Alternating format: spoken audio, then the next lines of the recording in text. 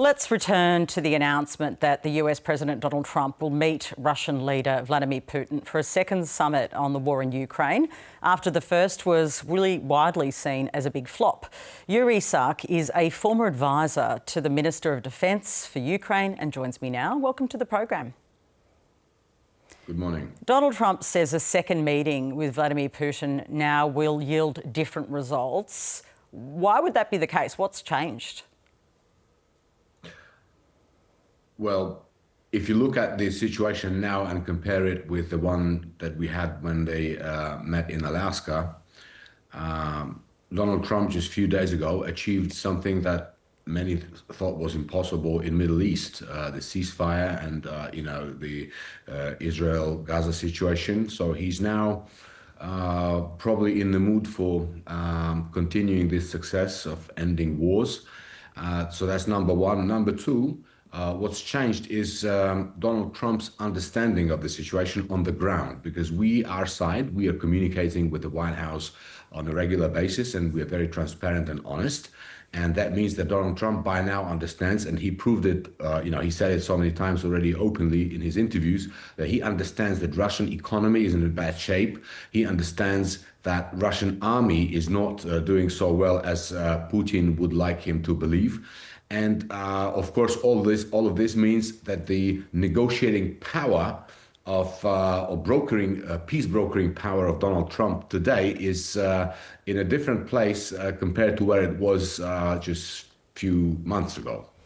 So why would Vladimir Putin compromise now? I mean, you suggested the economy is part of that story, but I suppose his concept of compromise might be a bit different to yours.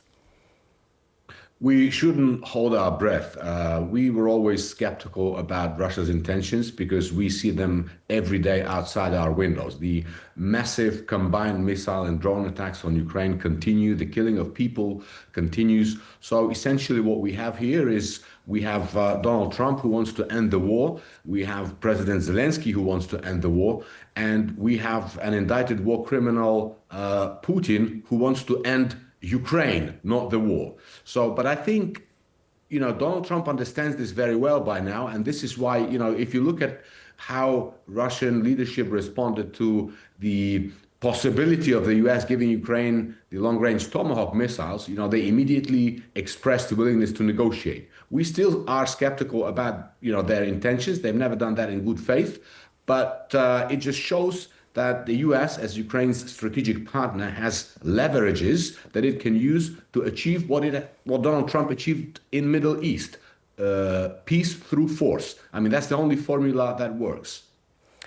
Zelenskyi is about to be in the US again for another Oval Office meeting. He wants more military support, like the long-range Tomahawk missiles, but Russia says if the US does that, it could harm the peace process. Is it safer for the US to knock back that request as this broader peace possibility is being discussed? President Zelensky actually is already in the US and his team. And yesterday, they've had very productive meetings with the representatives of the US defense industry. So right now, on the table, we have many partnerships and cooperation between our defense industries because, as you understand, Ukraine now has a unique knowledge of modern warfare, and we are willing and ready to share our expertise with our strategic partners, such as the US. Now, at the same time, apologize.